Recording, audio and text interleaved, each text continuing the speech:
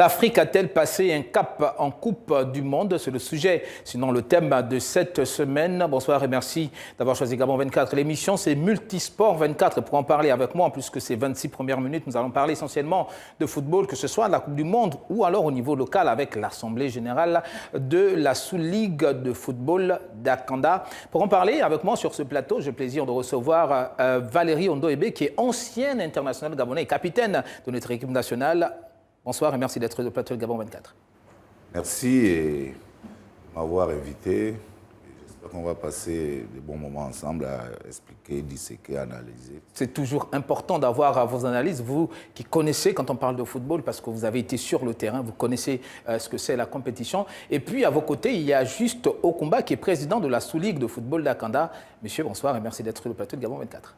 Bonsoir, c'est moi qui vous remercie. C'est pas très souvent qu'on vous a sur notre plateau.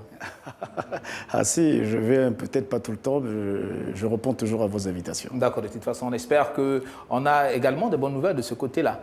Ben, on va le découvrir tous ensemble. D'accord, messieurs, on parle de la Coupe du Monde et notamment du niveau des équipes africaines. Le thème de cette semaine, c'est l'Afrique a-t-elle passé un cap?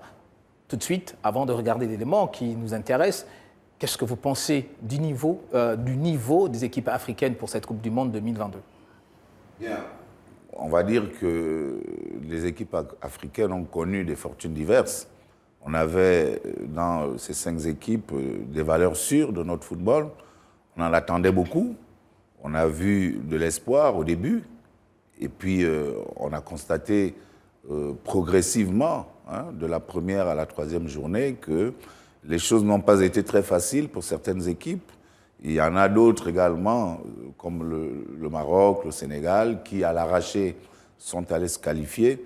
Mais on peut globalement dire que psychologiquement, oui, l'Afrique a passé un cap, parce qu'on a vu des équipes africaines jouer sans complexe, prendre des risques, bousculer les plus grandes nations du football mondial. Sur ce plan-là, on peut dire que oui, on a passé un cap. On a vu des entraîneurs africains sur ces 5 équipes prendre également des risques, s'affirmer, assumer un certain nombre de responsabilités. C'est ça aussi, passer un cap. Il ne faut pas simplement regarder la partie résultat, mais c'est la production générale. C'est aussi de se dire que nous n'avons que 5 équipes, alors que le continent africain regorge de la plus grande confédération au monde. Il se murmure à la FIFA que ça pourrait passer de 5 à 9. On verra à partir de ce moment, avec 9 représentants, je pense qu'on pourra regarder l'avenir avec un peu plus d'ambition. Monsieur Okumba, vous partagez l'avis de Valérie Ondo? Oui, même si pour moi, je pense qu'il faudrait toujours acter aussi l'évolution par les résultats. J'ai ce petit goût amer quand même que nous restons toujours à échouer un peu à ce niveau. J'aurais aimé qu'on puisse encore au moins confirmer pour les quarts de finale. C'était le souhait, je pense, allait être quelque chose de très intéressant. Et je signale encore, sinon j'insiste encore, lorsqu'il parle de la qualité de joueurs que nous avons, on n'a pas à rougir. Le niveau mental aussi a vraiment progressé. Et ajouter encore que nous avons quand même des équipes qui ont été conduites par des nationaux, des Africains, comme coach. Ça aussi, ça a noté. C'est un point d'évolution.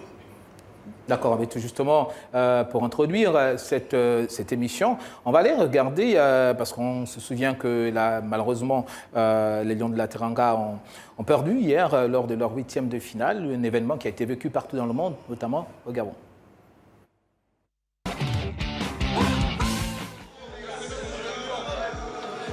Fierté, honneur, soutien pouvaient se lire sur les visages des supporters des Lions de la Teranga, membres du 12e Gaïndé Gabon.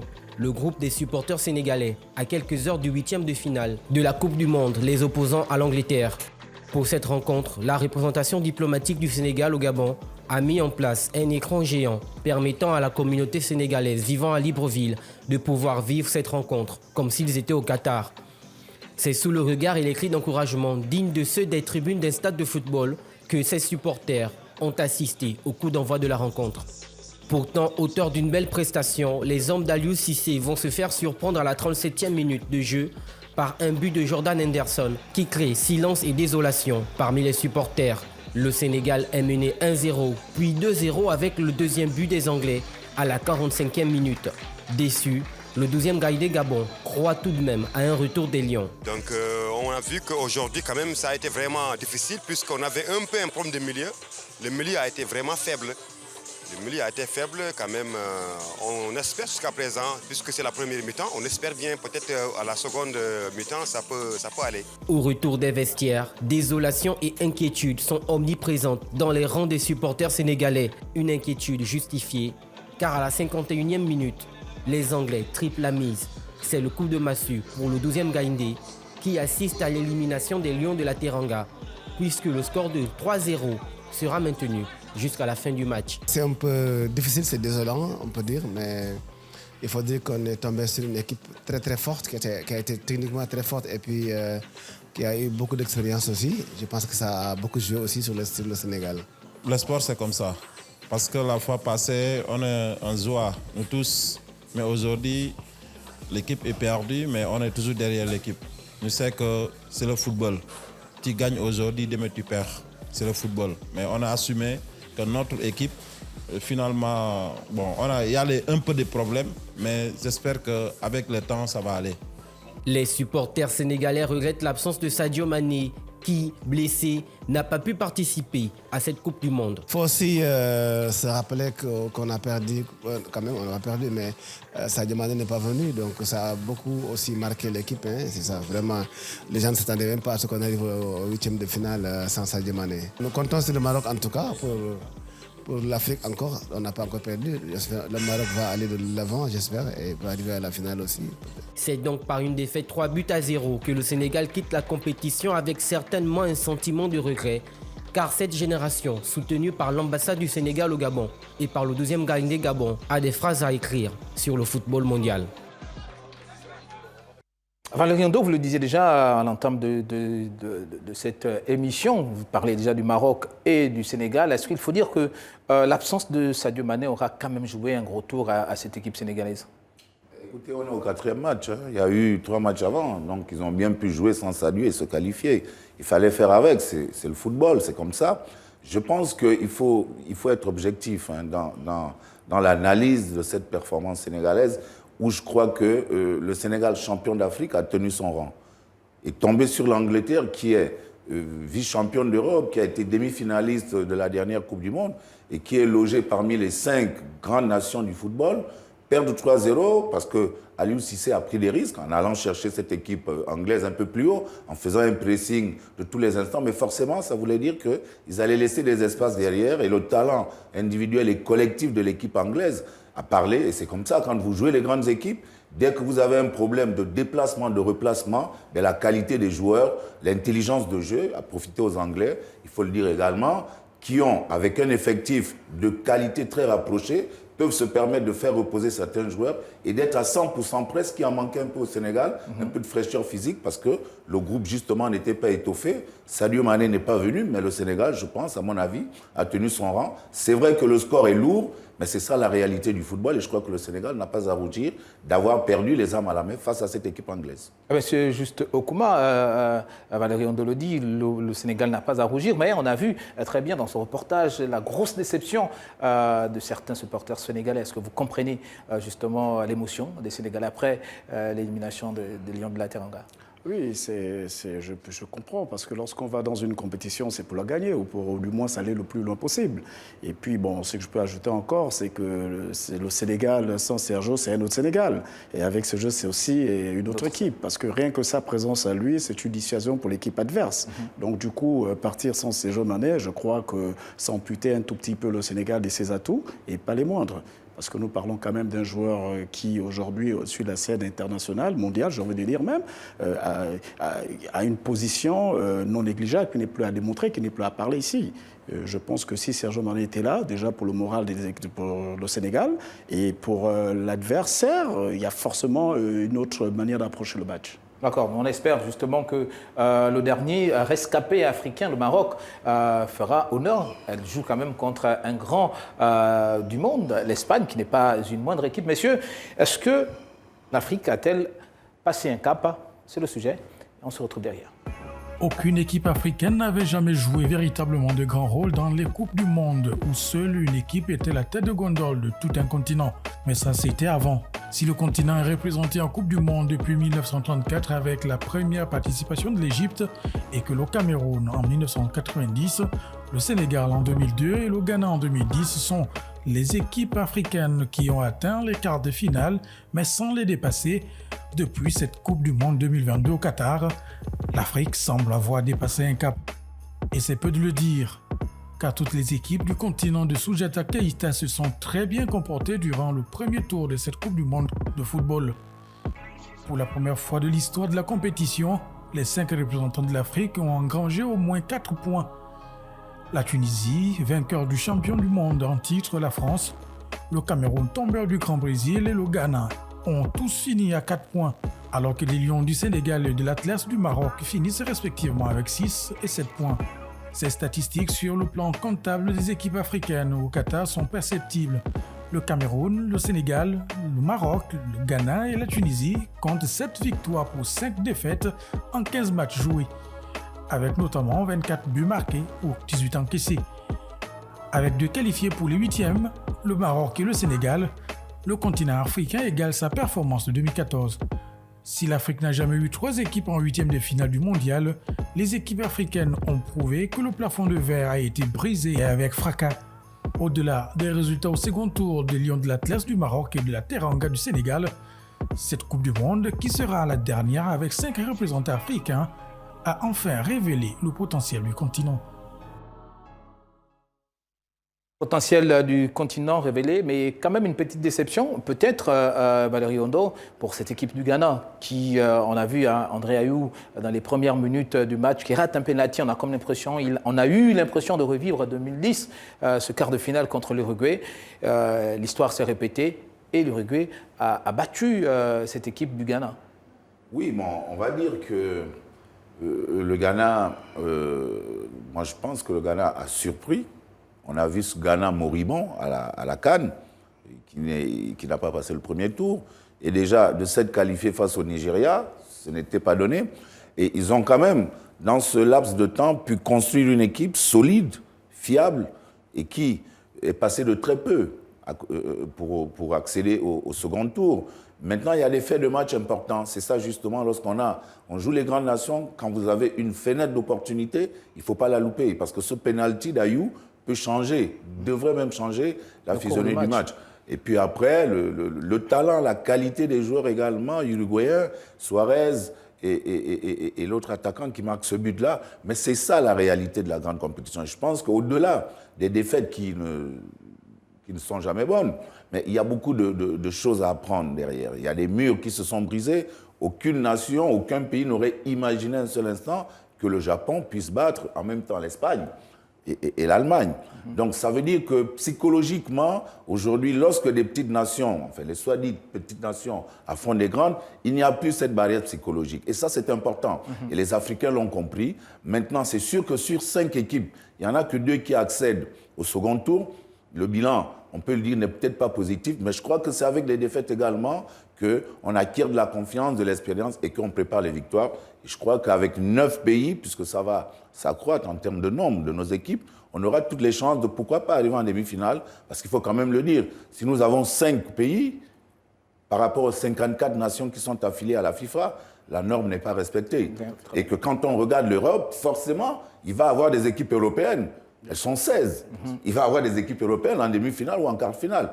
Donc dès qu'on aura équilibré cela de 5 à 9, l'Afrique aura toutes ses chances, en sachant quand même que sont restés à la maison le Nigeria, l'Algérie, la Côte d'Ivoire, l'Égypte. Donc il y a de quoi faire, il y a du potentiel. Et puis là, ces 5 ambassadeurs ont brisé des barrières, ont brisé le choc psychologique, et puis on attend maintenant de voir la suite. De toutes les façons, on a appris, il faut se préparer pendant 4 ans pour mieux faire la prochaine fois. Monsieur Juste Okouma, avant de refermer cette page consacrée à la Coupe du Monde, parce qu'on parle également du football au niveau de la Sous-Ligue d'Akanda, est-ce qu'il faut également dire qu'en parlant de ce palier que l'Afrique a passé lors de cette Coupe du Monde, il y a quand même le Maroc qui est première de sa poule. C'était plus jamais arrivé avant le Nigeria en 98, qui avait été également première devant des équipes comme la Bulgarie, le Paraguay et puis l'Espagne. Aujourd'hui, ça traduit simplement ce que Valérie Ondo disait, qu'il y a un cap qui a été franchi.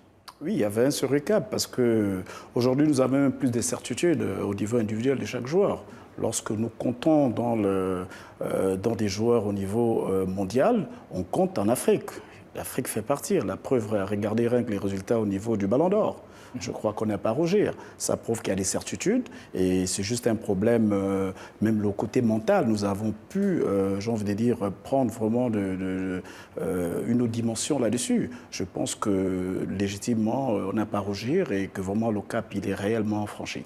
Le football, il n'y a pas qu'au Qatar, au Gabon également, on pratique le football avec la Ligue, la Sous-Ligue de football d'Akanda. Comment se porte la Sous-Ligue? Elle se porte très bien. Vous avez eu une assemblée générale le week-end écoulé, dites-nous. Oui, nous avons eu un deuxième congrès. Déjà, c'est statutaire, il faudrait le souligner ici, pour la simple raison que le COMEX a besoin d'une lettre de mission, et cette mission est donnée par le congrès. Rien que le congrès qui a compétence.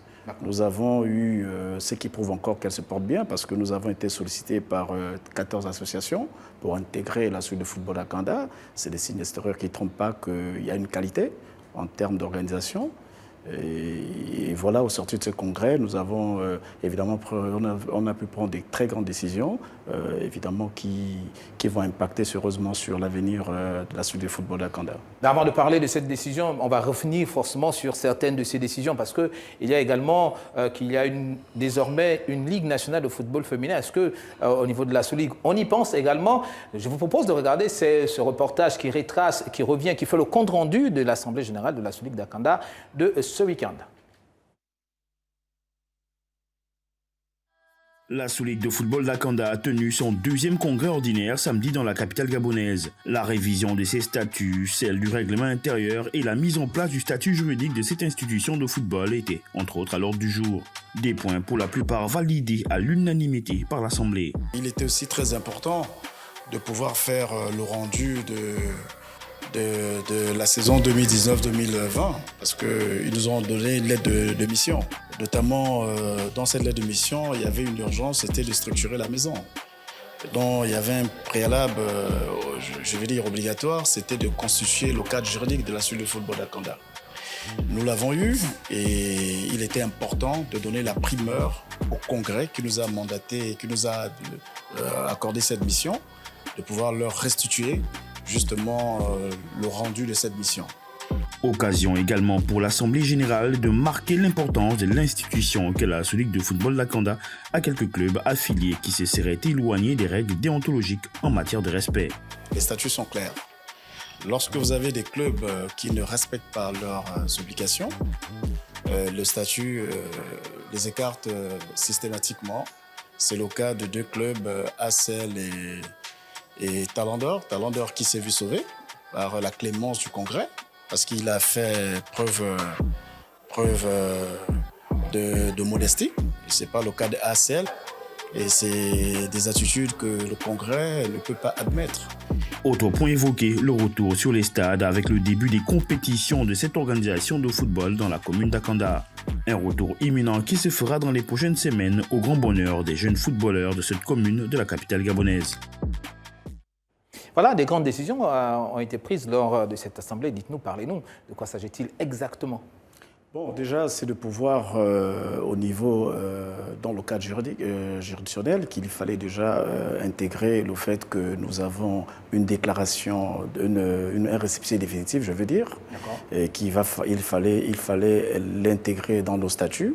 Au niveau de la forme juridique, ça s'impose à nous. Voilà pourquoi je crois que c'est l'une des premières raisons qui nous amène à réviser nos statuts. Parce qu'au départ, nous avons des statuts. Ce sont des statuts types. Donc, il n'y avait pas trop grand-chose à aménager au niveau des statuts. Mais il est toujours important de le soumettre au niveau du Congrès parce que c'est ça la procédure. en ce qui concerne les statuts, et nous sommes dans une année électorale. Il est question de rendre le tablier à la fin de cette saison, donc au mois de juin. Et il fallait combler ce vide juridique qu'on n'en avait pas, c'est-à-dire au niveau du code électoral. Et il fallait bien le présenter au Congrès pour l'adopter, avant de pouvoir convoquer... Le Congrès a finalement adopté ? Oui, le Congrès l'a adopté. Et là, maintenant, il est question de pouvoir nous rapprocher des institutions comme le tribunal de première instance de Libreville pour demander des hommes de droit pour nous accompagner, pour faire une mise, pour mettre la commission électorale sur pied. Et ça fera encore l'objet d'un congrès extraordinaire, parce que c'est ça les procédures. Il y a des compétences qui sont strictement pour le Congrès et ça ne sauve pas d'un débat. D'accord. J'aurais une question. Oui, allez-y. Est-ce que ce n'est pas du ressort puisque la sous-ligue, c'est un démembrement de la Ligue, qui est un démembrement de la Fédération. Est-ce que ce ne serait pas la procédure par rapport à la commission électorale? Non, nous sommes une association, nous avons nos organes juridictionnels. Je prends l'organe disciplinaire, par exemple. Mais la réalité, c'est qu'au préalable, ces dossiers-là doivent être approuvés par la Ligue. Et nous avons saisi le comité de gestion provisoire qui n'a pas compétence. Bon, le seul regret que nous avons eu, c'était qu'il fallait qu'ils puissent transmettre ces mêmes dossiers, parce que c'est ça l'avoir arraché au niveau de l'instance fêtière, donc la FEGAFOOT, qui devait donner un avis. C'est juste savoir que nous ne sommes pas contraires aux lois et règles du football. C'est en fait ça le principe. Bon, et nous avons une urgence, c'est qu'il faut fonctionner. Nous avons dû se permettre d'aller au Congrès, sous réserve au besoin du prochain COMEX qui va être voté, qui est à les révisiter après. Mais il est question de fonctionner parce que même si on ne le fait pas, on va être en porte-à-faux avec les institutions gabonaises, notamment le ministère de l'Intérieur qui veille à ce que nous soyons dans la norme. Parce qu'au sortir du Congrès, nous devons adresser une correspondance au ministère de l'Intérieur pour notifier, évidemment, et faire parvenir les statuts adoptés. C'est ça la procédure. Et au-delà des différents textes qui ont été revus, est-ce qu'il y a d'autres points forts également qui ont été revus au cours de cette Assemblée? Oui, nous avons parlé du modèle économique. Depuis que nous parlons de ça, on n'a jamais pu en parler réellement de ça. Nous avons constaté... que les sous-ligues de football d'Akanda, la sous-ligue de football en général, elles sont orphelines. Donc il faut réfléchir comment créer de la richesse. Oui. Aujourd'hui, nous avons un statut qui nous permet, nous, d'aller vers des entreprises pour pouvoir solliciter un accompagnement. Mais pour nous, il est hors de question d'aller demander sans apporter une partie et espérer une contrepartie. Donc nous avons réfléchi là-dessus. Il est question d'aller sur le naming, c'est-à-dire les compétitions de la suite du football d'Akanda aujourd'hui vont porter un nom de l'entreprise qui va vouloir nous accompagner, et le sponsoring. Nous avons des maillots que nous pouvons utiliser pour les sponsors. Nous avons des abords de nos stades. Et de surcroît, vous savez qu'en termes de marketing, c'est la loi des plus grands nombres. Nous avons 8 catégories d'Akanda. C'est pas rien. Donc nous sommes dans près de 2000 acteurs. Et sans compter le monde autour. Quand on parle de ce principe, nous pensons que nous avons un potentiel pour amener des acteurs, notamment des futurs sponsors ou le naming, de pouvoir nous accompagner. Tout en sachant que c'est pour toute une saison. C'est pour toute une saison. Nous commençons aujourd'hui le 10 décembre pour terminer le 27 mai. Vous comprenez que c'est le quotidien des Akandais et ils seront tellement visibles qu'ils ont tout intérêt à souscrire et nous accompagner. Et puis il faut partir du principe qu'il y a la responsabilité sociétale qui est là. On leur donne la possibilité justement de justifier et de mettre en pratique la politique du chef d'État qui veut bien que les choses se fassent comme ça. De toute façon, nous, c'est tout le bien qu'on vous souhaite. On va petitement vers la fin de cette première partie, mais Valérie Ondo, peut-être vous poser, on a besoin de votre regard de spécialiste de football au niveau national et international, la mise en place de la Ligue nationale de football féminin. Qu'est-ce que vous pensez? Est-ce que vous pensez que réellement, avec la création de cette Ligue, finalement, le football féminin au niveau national, les lignes vont bouger? Non. Je le dis clairement. Dites-nous. La Ligue n'a pas prérogative à développer le football. Très bien. Les organes qui sont là pour développer le football, c'est les sous-ligues, les ligues. La Ligue, elle organise les compétitions des ligues. Donc, je vous le dis clairement, comme je le pense, je ne trouve pas opportun qu'on ait créé cette Ligue. On aurait pu, si on voulait avoir des compétitions d'élite féminine, raccoler ça à la Ligue nationale de football. Il n'y a pas deux footballs. Il y a un football masculin et un football féminin, mais c'est le même football. Et le football féminin doit se développer dans le sillage du football masculin. C'est simplement ça. Et après, mettre des dispositifs pour sécuriser la pratique, pour promouvoir la pratique dès le plus bas âge, à l'école, que ce soit à l'école primaire, au lycée, faire en sorte qu'il y ait une mixité dans le genre, dans la pratique, intégrer des filles qui sont un peu plus talentueuses, par exemple dans les U15, qu'on appelle les minimes, et puis progressivement faire en sorte que dans les U17, dont en cadet, elles aient leur catégorie. Je pense pour ma part que nous sommes allés trop vite en besogne. Le football féminin est quasi inexistant au Gabon. Il aurait d'abord fallu solidifier la base et puis progressivement mettre un championnat de deuxième division et de première division. Mais bon, comme on le dit, le vin est tiré, il faut le boire. Il faut le boire, justement, le vin est tiré. Boire. Le vin est tiré, il faut le boire, messieurs. C'est sur ces paroles de sage que nous allons refermer cette première partie. Messieurs, merci d'avoir été des nôtres pour cette première partie de votre émission de l'actualité Multisport 24. On en souffle quelques secondes et puis on se retrouve juste pour la deuxième partie.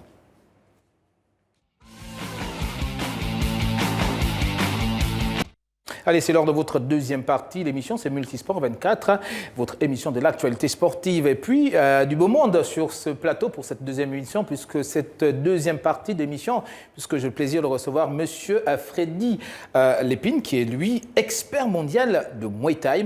Merci d'être sur le plateau de Gabon 24. Je fais le salut Thaï, c'est le Wei. D'accord. Et je suis venu en paix. D'accord, nous tous également, nous sommes en paix. Et j'espère également pour Hugo Zamba, qui est président de l'association des tennismen professionnels du Gabon, on est tous venus en paix.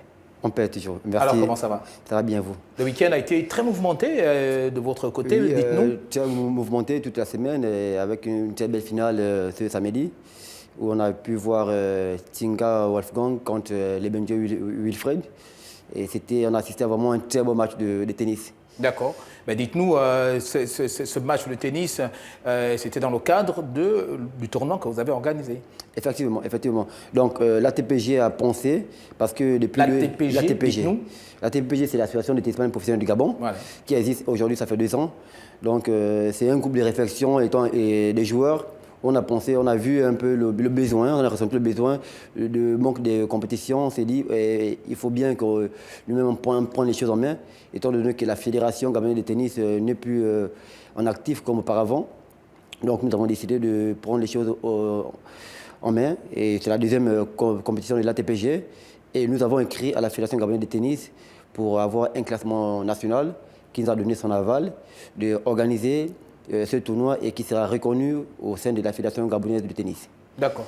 Et puis, à vos côtés, il y a M. Freddy Lépine, j'en parlais déjà en début de cette émission. Lui, il n'est pas venu avec une raquette et une balle, mais il est venu pour des pieds et des mains. Vous êtes là justement pour un événement qui est organisé par la GR qui a commencé aujourd'hui même, l'association sportive. Oui, dites-nous un peu plus de quoi s'agit-il exactement. J'ai su qu'il y a déjà eu du Muay Thai à l'époque. C'est un monsieur qui s'appelait Olivier Marion, donc je tiens à le citer.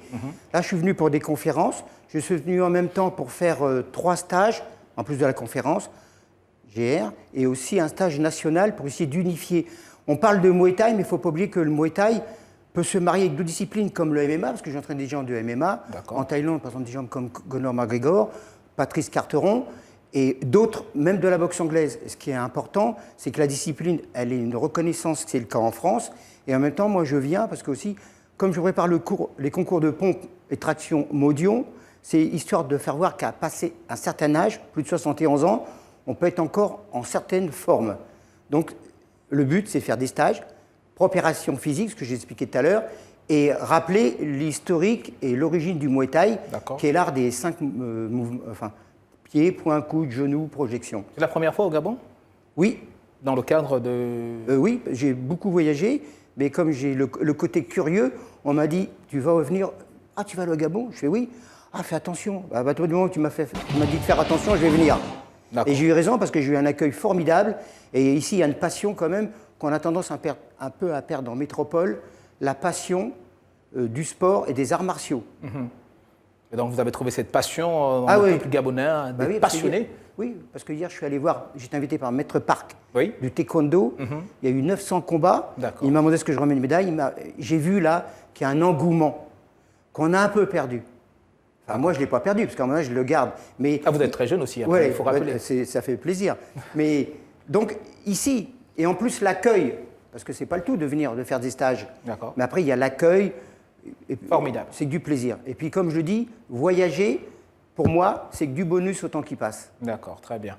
Messieurs, je vous propose, c'est vrai qu'on quitte de Muay Thai, mais on quitte également du tennis. Je propose de regarder cet entretien que nous a accordé le président de l'AOCMS. C'est un club de première division au Gabon, c'était lors de l'Assemblée générale ordinaire qui s'est tenue ce week-end.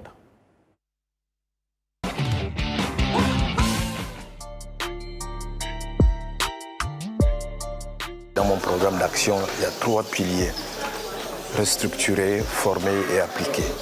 Et ceci, effectivement, conformément à la loi 033/2020 du 22 mars 2021 portant orientation de la politique nationale du sport et de l'éducation physique. Donc, vous conviendrez avec moi que nous n'avons pas le choix, effectivement, d'aller dans ce sens, de restructurer un peu notre association afin de la rendre beaucoup plus performante et professionnelle. Écoutez, vous savez que ce n'est pas la première fois effectivement que nous avons une section football féminin. Depuis très longtemps, nous avons cette section. Bon, écoutez, nous avons pris un retard quand même considérable. Et nous pensons que ça fait partie également aussi des critères sportifs exigés au plus haut niveau, au niveau de la FIFA et de la CAF aussi. Ce n'est que la bienvenue et nous pensons que nous allons relancer ce que nous avons commencé depuis pratiquement quelques années de cela. Je pense qu'aujourd'hui, nous avons effectivement une législation pour pouvoir pratiquer le football féminin. Autrefois, il n'y avait aucune ligue. Aujourd'hui, nous avons quand même un organe, effectivement, qui va organiser le fonctionnement de la pratique, du développement donc, du football féminin. Donc c'est la bienvenue, cette ligue.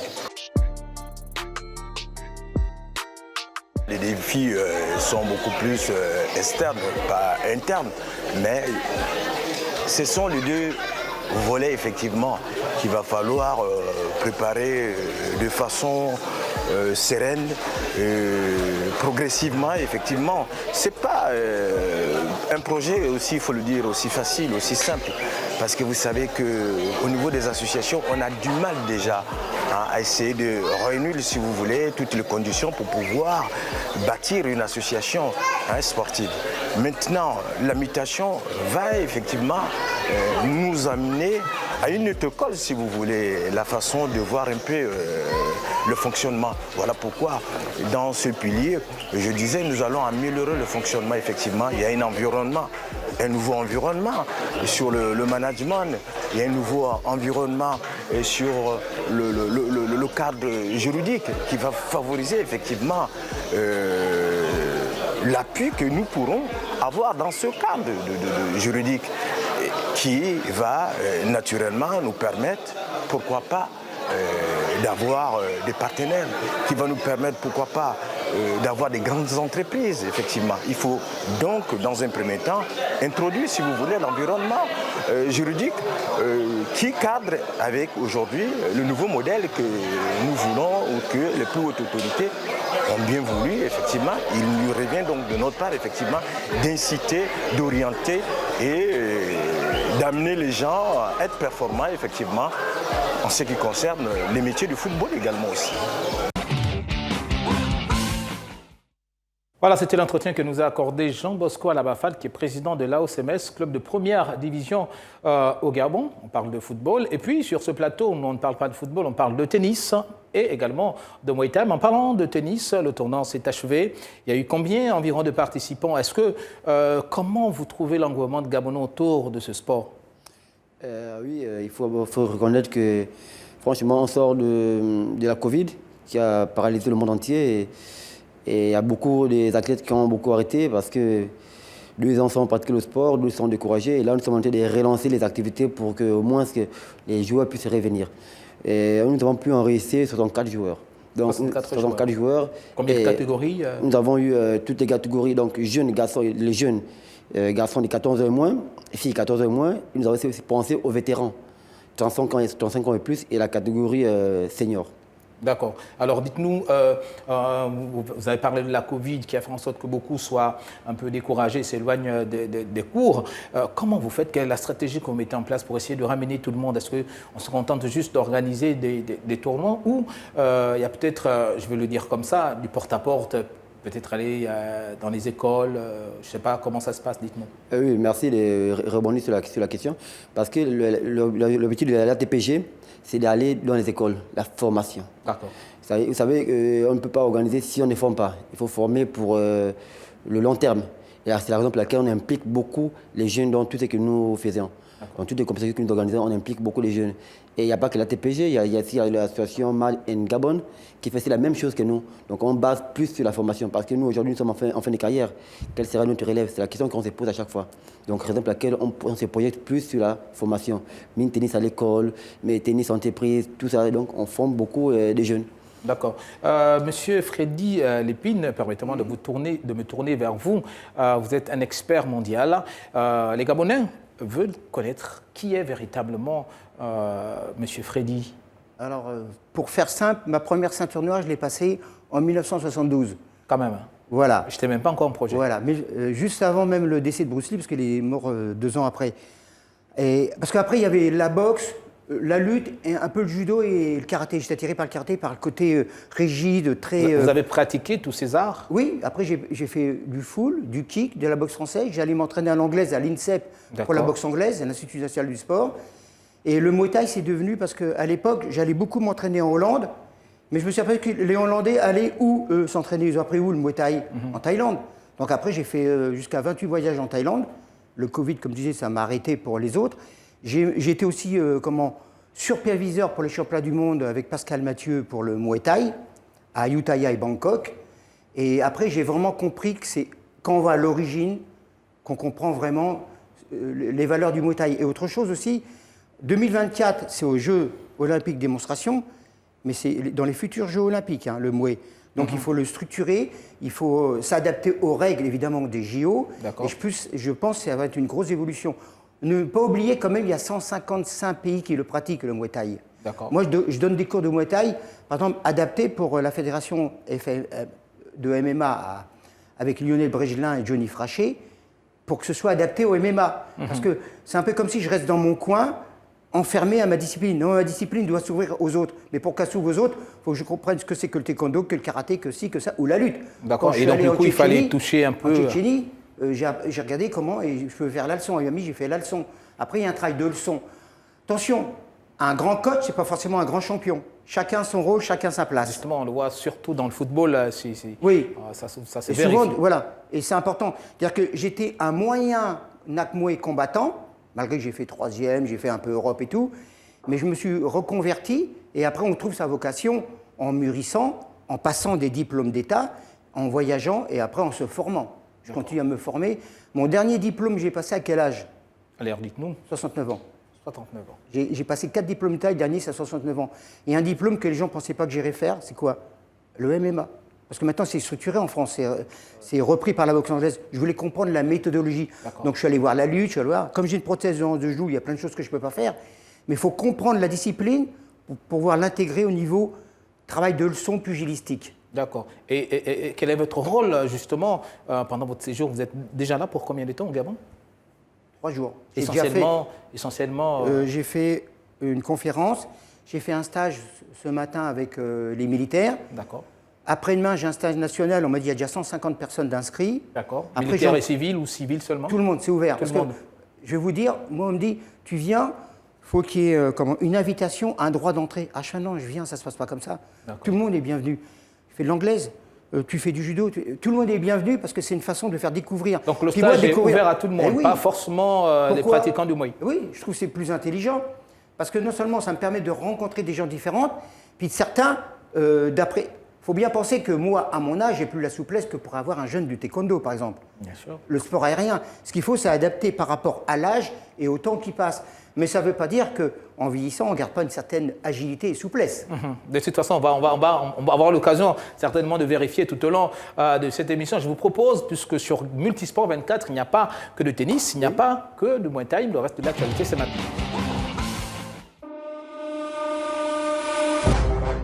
La Fédération gabonaise de basketball a tenu ses assemblées générales ordinaires et extraordinaires à Libreville ce 3 décembre 2022, durant lesquelles les délégués ont validé à l'unanimité les bilans financiers et moraux de l'exercice 2022 et adopté les nouveaux statuts de la Fédération gabonaise de basketball conformément à la loi numéro 033/2020 portant orientation de la politique nationale du sport et de l'éducation physique en République gabonaise. La 12e édition du Challenge du Grand Maître Park, qui a réuni la crème des taekwondoïstes gabonais durant 2 semaines, s'est achevée ce week-end avec les finalistes de Kyorogi. Cette compétition, qui est une plateforme d'expression pratique pour les athlètes, a vu le Britannique militaire ravir la première place du tournoi.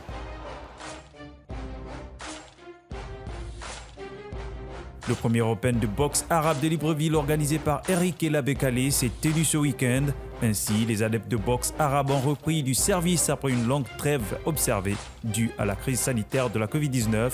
Pour leur part, les organisateurs se sont dit optimistes quant à l'ouverture de cette première session de l'Open de Libreville, qui suscite déjà beaucoup d'engouement auprès des adeptes de la discipline. Igor Nzamba, je tombe sur vous. Le tournoi est terminé. C'est quoi la suite pour l'association? La suite, on s'est mis toujours à travailler. Là, on pense maintenant, parce qu'il y a une équipe qui va aller au Cameroun pour aller participer à l'Open. L'équipe a été, comment l'équipe a été la sélection, comment la sélection? C'est un Open, c'est pas une sélection, c'est un Open, c'est un tournoi ouvert. Donc il y a beaucoup de joueurs qui sont inscrits et qui vont bien aller participer à ce tournoi. Et notamment, on a des Gabonais ici, il y a des Gabonais, il y a les Togolais qui vivent au Gabon. Voilà, il y a des Camerounais qui vivent au Gabon et qui iront aussi participer à l'Open de Bolova.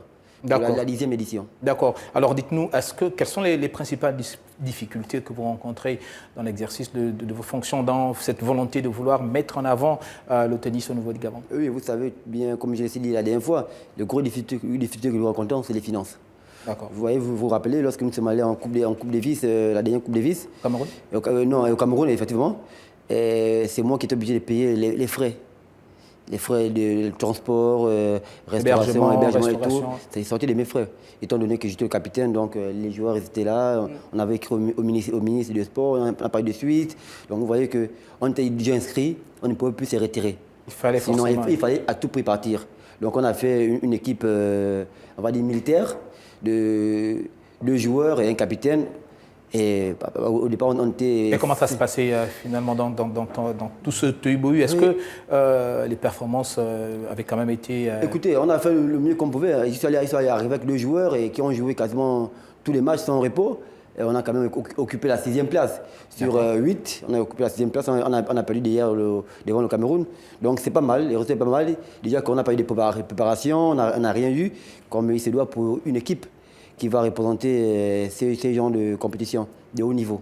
D'accord. Messieurs, Monsieur Freddy, vous connaissez la pétanque? Ah oui, c'est mon époque ça. D'accord, vous y jouez également? J'y joue pas, mais à l'époque, il y a même des professionnels de pétanque parce que le tournoi était au Paris. Donc il y avait des professionnels de pétanque. Je parle des années 60-65, hein, parce que j'étais déjà né, moi je veux dire 15 ans. Donc j'ai connu moi les compétitions de pétanque avec des paris et des gros enjeux financiers. D'accord, ça tombe bien parce que dans cette émission de Multisport 24, on vous donne l'occasion de comprendre comment ça se joue, comment on compte. Règles de sport, c'est maintenant.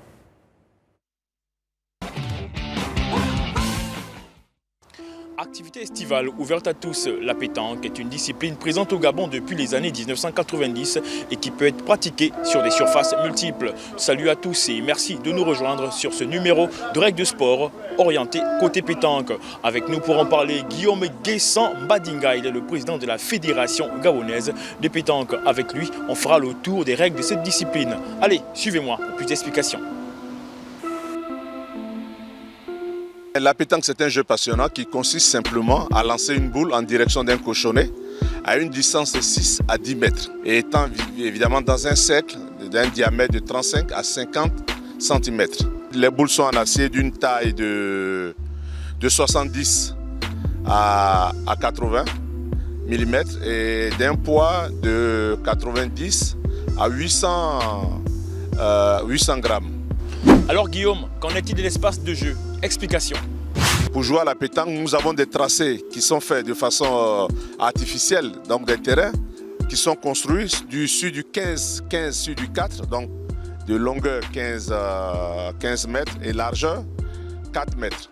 Nous avons également, si vous n'avez pas assez d'espace, vous pouvez avoir un terrain qui est homologué du 12 sur du 3. Donc, longueur 12 mètres, largeur 3 mètres. Voilà. Donc, vous pouvez avoir un sol sableux, un sol gravillonné, voilà, où on peut jouer à la pétanque. L'espace, dès que la boule peut rouler, vous pouvez jouer à la pétanque. Mais pas sur du goudron non plus. Et le jeu en équipe, Guillaume, y a-t-il des postes en pétanque? Explication. La pétanque peut se jouer 1 contre 1, ce qu'on appelle chez nous, dans le jargon bouliste, les tête à tête. En doublette, c'est 2 contre 2. En triplette, 3 contre 3. Voilà, évidemment, dans ces équipes, dans ces différentes équipes, vous avez les postes qu'on voit communément dans les sports collectifs. Vous avez le défenseur, vous avez un milieu de terrain et un attaquant. Ça, c'est dans le jargon purement footballistique. Mais chez nous, à la pétanque, vous avez un milieu, vous avez un pointeur, vous avez un tireur. Voilà. Le tireur, en général, c'est le défenseur. Le pointeur, c'est celui qui marque les points. Et le temps compte-t-il dans une compétition de pétanque? Explication. Il n'y a pas de principe de temps. Mais tout dépend du règlement d'une compétition. Il peut y avoir beaucoup d'équipes. Pour gagner en temps, on peut dire non, on a 10 minutes. Dès qu'on démarre, le premier à remporter lors des 10 minutes, lorsque la cloche sonne, la première équipe qui mène, lors des 10 minutes, a gagné simplement. Ça, c'est des règlements qu'on peut mettre lors d'une compétition pour gagner juste en temps. Maintenant, sinon, on n'a pas de règlement en tant que tel. Lorsque la première équipe, une équipe a 13 points d'entrée, elle gagne le match. Et les infractions, Guillaume, qu'en est-il des infractions? Explication. Il y a beaucoup de fautes au niveau de la pétanque. Vous avez aussi des cartons au niveau de la pétanque, où on peut vous suspendre une boule, on peut vous éliminer une boule. Lorsque vous avez un cercle de 35 à 50 cm de diamètre, il ne faut pas mordre le cercle, donc ne pas marcher sur le cercle. Il faut être à l'intérieur, mais les pieds joints. Il ne faut pas bouger lorsque ton adversaire doit tirer une boule, parce qu'on a 2 verbes pratiquement qu'on utilise à la pétanque, c'est tirer et pointer. On ne doit pas mordre le cercle. On ne doit pas lever, sortir du cercle lorsque la boule n'est pas encore au sol. Il y a la pétanque, la boule a une façon particulière. Lorsque vous avez saisi la boule pour pointer, vous les 5 doigts, donc les 5 doigts, et vous la jouez les bras serrés, évidemment pointez donc la partie qui attrape la boule à l'intérieur de la main et vous lancez votre boule. Voilà. Mais surtout pas dans ce sens-là, pas du tout. Ouais, évidemment, il y a des techniques au fur et à mesure qu'on acquiert pour pouvoir jouer à la pétanque.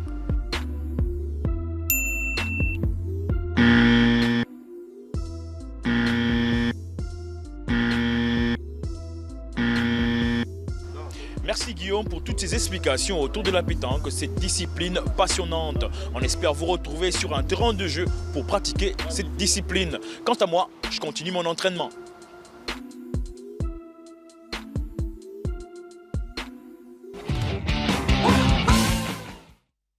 Merci Andy Essono. Grâce à vous, on en sait un peu plus désormais sur la pétanque. Messieurs, on va petitement vers la fin de cette émission. D'abord, avec vous, Hugo Nzamba, c'est quoi la suite? Quels sont les projets d'avenir de l'association? Ah oui, les projets d'avenir, l'année 2024 qui va débuter. 2023 2023 étant pour moi, pardon. Et nous avons déjà mis un calendrier en place. On aura le championnat des jeunes. Après, on aura un championnat, qu'on va faire un championnat mix, où il y en aura 8 équipes. Donc 8 équipes qui vont s'affronter sous forme de Coupe Davis. Donc les 8 meilleurs vont s'affronter, vont se départager sous forme de Coupe Davis. Après, on a au mois de juin, on va organiser le PEN du Gabon, qui s'est organisé l'année passée. On va prier, on va croiser les doigts que cette année, ça puisse se faire. Progressivement, on a pas mal de petits tournois à faire. Et après, préparer ici la Coupe Davis 2023. De toute façon, nous, c'est tout le bien qu'on vous souhaite. Gabon 24 va toujours être là pour essayer de vous accompagner et donner de la visibilité à vos différentes activités. Merci d'avoir été sur notre plateau. On va peut-être finir avec le plus jeune du plateau, M. Freddy Lépine. Oui, je crois que c'est vous. Peut-être nous faire une petite démonstration parce que ce mercredi, alors dites-nous, montrez-nous. Qu'est-ce que ça va donner? Pied, point, coude. D'accord. Point, coude. Et on va terminer jambes. Bravo. Surtout, vous êtes moins jeune. Alors dites-nous, vous êtes là pour 3 jours. Je pense que le dernier jour, c'est... Regardez la caméra. Demain, c'est le stage... attendez, demain, je visite les clubs. D'accord. Après-demain, mardi, il y a un stage national. J'ai encore un stage avec la GR. D'accord. Les militaires. D'accord. Et après, je vais partir tranquillement. Et merci de l'accueil. Et surtout, je le dis, merci Gabon de m'avoir invité. Merci surtout à vous. Et puis c'est justement sur ce geste de Muay Thai qui veut dire merci. Et je viens en paix. Voilà. Que nous fermons cette émission Multisport à 24. Merci de nous avoir suivis. On se donne rendez-vous la semaine prochaine, certainement avec des nouveaux invités et un nouveau thème. Ciao, ciao. Merci. Alors...